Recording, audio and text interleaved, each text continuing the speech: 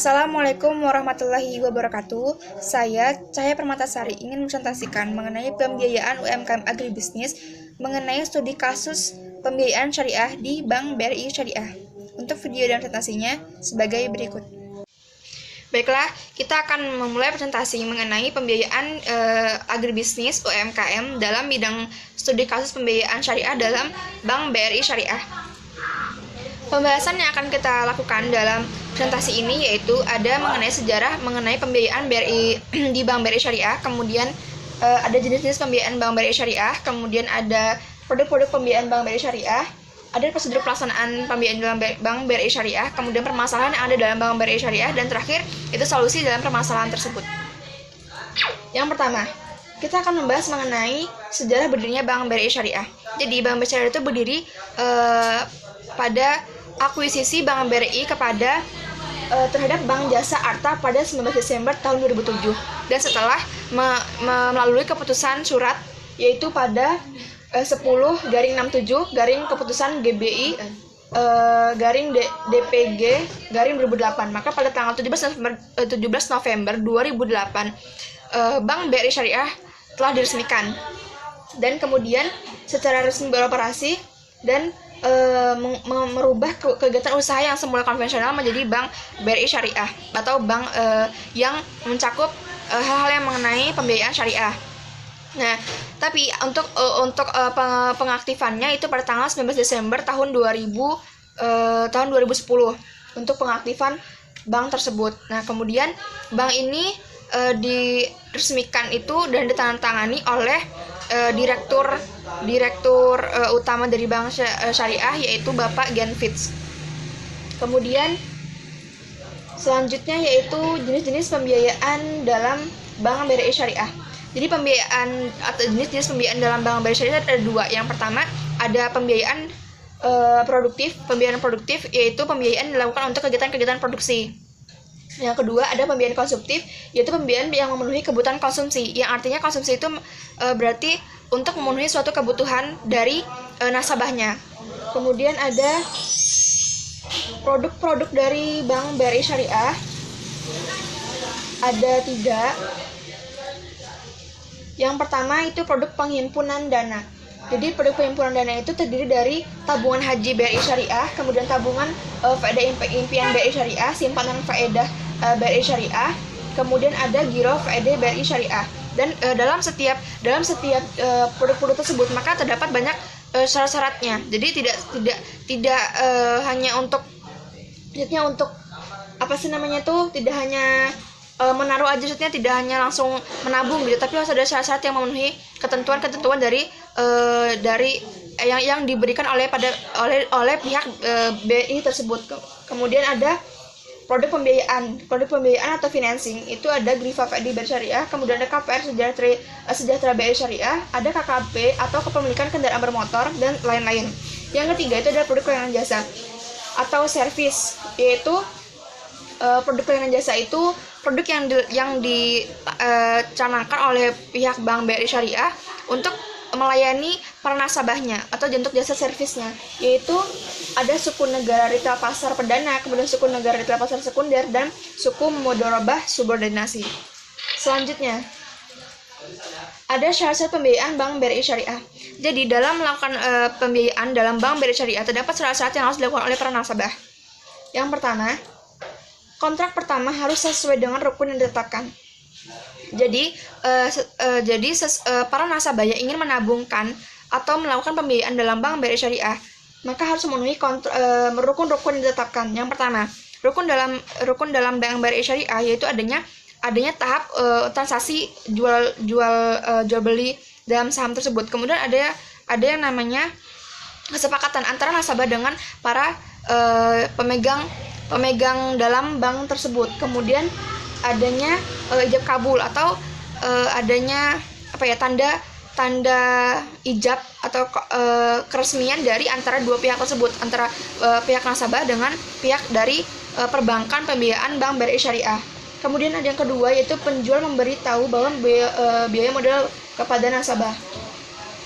Maksudnya penjual yaitu dari pihak perbankan sendiri kepada nasabah yang ingin mengambil atau meminjam modal dari pihak bank perbankan atau pembiayaan bank BRI Syariah tersebut. Kemudian ada kontrak harus bebas dari riba. Jadi seperti yang kita ketahui bahwa syariah itu merupakan perbankan yang bebas dari riba. Jadi adanya kontrak harus bebas dari riba. Itu persyaratan yang harus dilakukan oleh perbankan syariah tersebut. Kemudian ada penjual harus menjelaskan kepada pembeli bila terjadi cacat atas barang sesudah pembelian. Jadi penjual atau pihak perbankan syariah harus memberitahu kepada nasabah tersebut bahwasanya ada barang-barang yang tidak layak atau ketika rusak atau cacat itu maka harus diberitahu kepada nasabah agar nasabah tidak kecewa atau rugi akan pembelian barang tersebut. Kemudian yang terakhir yaitu penjual harus menyampaikan semua hal yang berkaitan dengan pembelian. Misalnya jika pembelian dilakukan secara utang. Jadi begini, apabila nasabah tidak bisa membayarkan secara lunas atau tidak bisa membayarkan secara kontan terhadap pihak bank tersendiri, maka adanya kesepakatan atau adanya pemberitahuan dari awal dari pihak bank tersebut kepada nasabah bahwasanya jika tidak adanya pelunasan maka adanya kesepakatan antara nasabah dengan pihak bank tersebut. Selanjutnya yaitu prosedur pelaksanaan pembiayaan Bank BRI Syariah. Jadi, dalam melakukan pembiayaan Bank BRI Syariah terdapat prosedur atau hal-hal yang harus dilakukan oleh pihak nasabah tersebut. Yang tertera ada gambar di sini yaitu adanya collection data, kemudian adanya analisis AAO, kemudian adanya setuju atau tidak setujunya, kemudian ada trade checking, kemudian legal yuridis, kemudian pembukuan pembiayaan, loan, reporting, dan monitoring angsuran. Untuk keterangannya atau membahas mengenai gambar yang tertera pada gambar tadi, bahwasanya account officer mensosialisasi nasabah di mana tahap ini adalah masa perkenalan nasabah seperti nama, tempat tinggal, kemudian intinya itu jadi pihak account officer ini menganalisis mengenai dia tuh mengidentifikasi mengenai identitas yang terdapat dalam pendaftaran nasabah itu kepada Bank BRI Syariah. Jadi mulai dari nama, kemudian tempat tanggal lahir, kemudian alamatnya, kemudian umur dan lain sebagainya. Jadi untuk memperjelas mengenai identitas yang akan dilakukan atau yang akan mendaftarkan dirinya sebagai nasabah kepada pihak Bank BRI Syariah. Kemudian setelah pihak account officer setuju mengenai atau pihak account officer-nya meng-ACC dari pihak nasabahnya untuk keakuratan identitasnya, maka langkah selanjutnya yaitu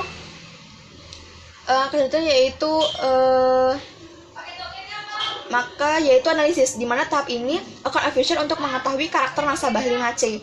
5C tersebut ada kapital itu permodalannya, kemudian ada capacity ekonomi, kemudian ada apa lagi satunya sih, ada tentang karakter dari kepribadian nasabah tersebut, karena itu mempengaruhi dari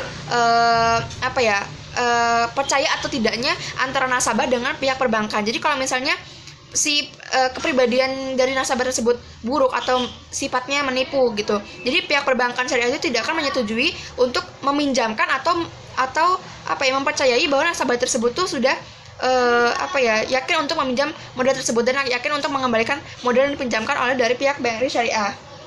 Nah, kemudian selanjutnya jika 5C itu tidak sesuai atau tidak sesuai syarat dari pihak dari pihak nasabahnya, maka bank atau lebih tepatnya account officer itu tidak akan menyetujui untuk meminjamkan atau menyetujui bahwa nasabah itu pantas untuk meminjam modal dari pihak Bank BRI Syariah tersebut. Kemudian selanjutnya jika setuju, maka berkas nasabah yang akan melakukan pembiayaan akan dialihkan ke financing support. Financing support ini bertugas untuk mengecek BI checking, trade checking, legal yuridis. Apabila BI checking dan trade checking lancar dan agunan layak untuk melakukan pembiayaan, maka berhak ke tahap selanjutnya jika ternyata dari BI checking ditemukan bahwa nasabah memiliki pinjaman atau kredit di luar Bank BRI Syariah. Ya, jika semuanya bahwa nasabah memiliki pinjaman atau kredit macet, maka pembiayaan itu dibatalkan. Nah, kemudian jika setuju, maka akan berlanjut ke tahap legal yuridis. Ini adalah tahap nasabah melakukan akad pembiayaan. Jadi seperti yang dijelaskan sebelumnya, bahwa rukun-rukun yang telah disebutkan tadi seperti ada kesepakatan antara pihak Bank BRI Syariah terhadap nasabah, kemudian adanya barang tersebut atau transaksinya itu seperti sihatnya itu, kemudian adanya akad, yaitu berarti masuk ke dalam tahap ini. Jadi si pihaknya nasabah itu akan melakukan legal yuridis. Artinya si nasabah itu akan melakukan akad pembiayaan mudharabahnya. Kemudian setelah akad sebagai dilakukan tahap berikutnya, yaitu dialihkan ke ADP untuk pembukuan pembiayaan. Jadi setelah itu pembiayaan tadi itu dilakukan pembukuan. Nah, dilakukannya ini pada saat bank sudah mencairkan dana kepada nasabah. Artinya setelah bank itu telah menyetujui, kemudian mengalirkan dananya kepada si nasabah tersebut. Nah, kemudian kembali tahap selanjutnya, yaitu loan operasional. Ini adalah tahap di mana dilakukan pengecekan kembali terhadap dana yang sudah dicairkan. Jadi pihak nasabahnya itu akan melakukan tahap loan operasional, bahwasanya pihak bank itu telah mengalirkan dananya atau tidak gitu. Jadi untuk kepastiannya atau bagaimana. Kemudian selanjutnya akan dilakukan reporting atau custody, pengasipan berkas-berkas nasabah yang melakukan pembiayaan. Dan tahap terakhir yaitu monitoring angsuran nasabah oleh account officer. Jadi setelah semuanya selesai, mulai dari pendaftaran dari identitasnya nasabah, kemudian adanya pengecekan pengecekan tersebut yang tadi adanya dia melakukan kerjasama atau kemacetan dalam melakukan pembiayaan, kemudian setelah itu lakukan pencatatan dalam pembukuan, kemudian telah melakukan loan operasional, dan terakhir yaitu melakukan monitoring angsuran nasabah oleh account officer. Selanjutnya yaitu permasalahan yang dihadapi oleh Bank BRI Syariah. Di sini ada beberapa permasalahan yang dihadapi oleh pembiayaan Bank BRI Syariah.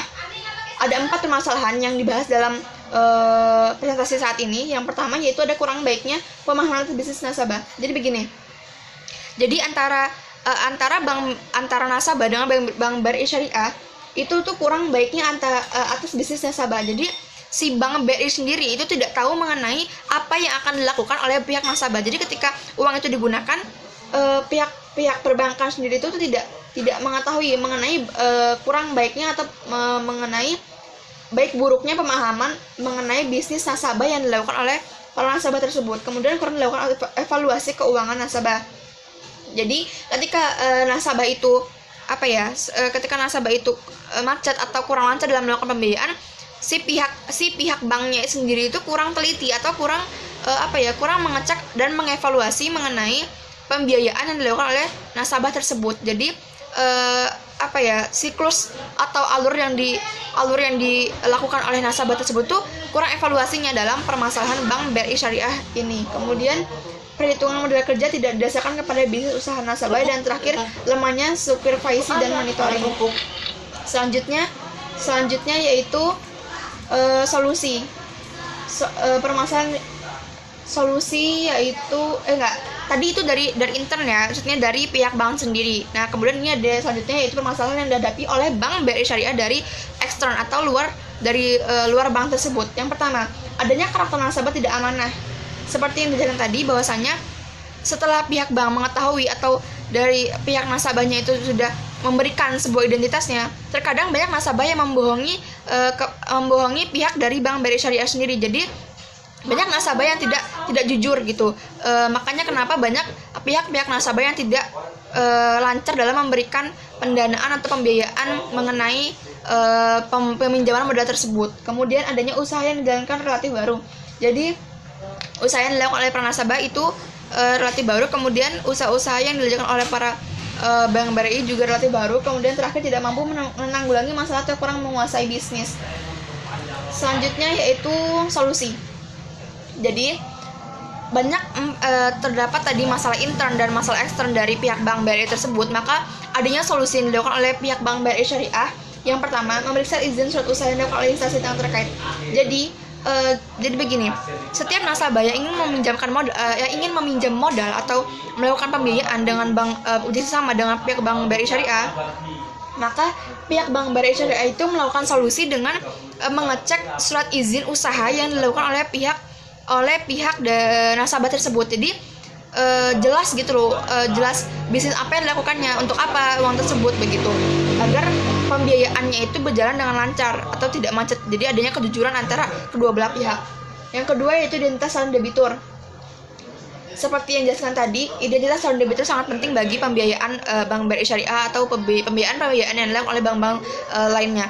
Bahwasanya identitas debitur itu sangat penting dan sangat dibutuhkan sebagai arsip untuk kelanjutan pembiayaan tersebut. Kemudian adanya identitas usaha jelas seperti yang dijelaskan yang pertama. Kemudian penerapan dari kriteria 5C seperti yang dijelaskan pada tahap prosedur tadi, adanya 5C, yaitu mulai dari karakter atau penilaian terhadap kepribadian atau jujur atau tidaknya, kemudian kapital atau modal, kapasitas atau kemampuan, kemudian condition of economy atau kondisi ekonomi, dan kolateral. Yang terakhir yaitu penerapan peraturan batas maksimum penyaluran dana yang dilakukan bank. Jadi gini, adanya penerapan maksimum, yaitu bahwasanya dari pihak perbankan itu membatasi atau memaksimumkan batas yang dipinjamkan dari pihak nasabahnya. Jika nasabahnya melampaui batas dari maksudnya peraturannya segini, maksudnya peraturan yang disesuaikan dari pihak perbankannya itu modalnya hanya segini yang dapat dikeluarkan, tapi pihak nasabahnya itu meminta lebih, maksudnya meminjamnya itu lebih gitu, maka dari pihak perbankan syariah sendiri itu akan membatasi dari pihak nasabah tersebut gitu. Dan itu nanti akan balik lagi kepada rukun atau persyaratan yang tadi gitu. Jika nasabah tidak setuju, ya udah berarti mengenai peminjaman modal tersebut itu batal gitu. Jadi adanya kesepakatan antara Bank BRI Syariah itu sendiri dengan pihak nasabahnya. Baiklah, terakhir yaitu kesimpulannya. Jadi kesimpulan yang terdapat dalam presentasi tersebut, presentasi ini, bahwasanya Bank BRI Syariah itu ditetapkan pada tanggal 17 November 2008, kemudian secara resmi aktif pada tanggal 19 Desember tahun 2010. Kemudian jenis-jenis pembiayaan tadi terdapat ada dua, yaitu pembiayaan produktif dan pembiayaan konsumtif. Kemudian produk-produknya ada 3, itu produknya dalam penghimpunan dana, kemudian servis atau layanan jasa, kemudian ada satunya lagi ada produk pembiayaan. Kemudian syarat merubah antara lain penjual memberitahu biaya modal kepada nasabah, kontrak pertama harus sah sesuai dengan rukun yang ditetapkan, kontrak harus bebas dari riba, penjual harus menjelaskan kepada pembeli bila terjadi catat atau lainnya, kemudian penjual harus menyampaikan semua hal yang berkaitan dengan pembelian. Yang selanjutnya yaitu bahwasanya Bank BRI Syariah itu sebagai lembaga keuangan yang memiliki sistem operasional yang sudah tersusun secara sistematis. Kemudian permasalahan-permasalahan tadi telah contohnya seperti yang kurangnya nasabah yang kurang jujur, kemudian adanya kemacetan dalam melakukan pembiayaan dan lain sebagainya. Kemudian adanya solusi bahwasanya setiap Bank BRI Syariah itu melakukan pengecekan terhadap atau mengaudit dari identitas dari masing-masing nasabahnya, kemudian dari kesahan dari jenis usaha yang dilakukan nasabahnya dan lain-lain. Baiklah, terima kasih atas presentasi yang dapat saya sampaikan. Apabila ada salah, saya mohon maaf. Kepada Allah saya mohon ampun. Wassalamualaikum warahmatullahi wabarakatuh.